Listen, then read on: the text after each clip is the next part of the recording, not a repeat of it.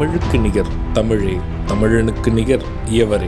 2 அடியில் நம்மால் எதுவும் செய்ய இயலாது என்று எண்ணும் மனிதனிடத்தில் 2 அடி குரலில் எதையும் நம்மால் செய்ய முடியும் என நம்பிக்கையை ஊக்குவித்தது திருக்குறள். வணக்கம் ஐயா. வணக்கம். இன்னைக்கான குறள் என்னங்க ஐயா?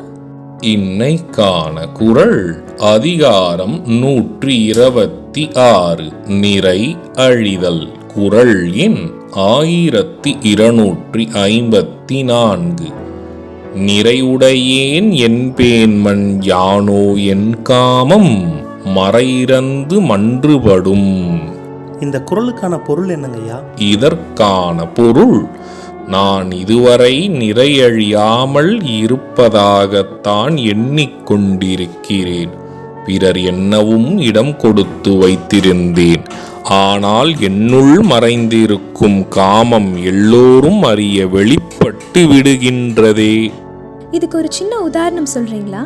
இதற்கான உதாரணம், நான் எனக்குள் இருக்கும் உணர்ச்சிகளை வெளிப்படுத்தாமல் தான் இதுவரை எல்லோர் முன்பும் இருந்தேன்.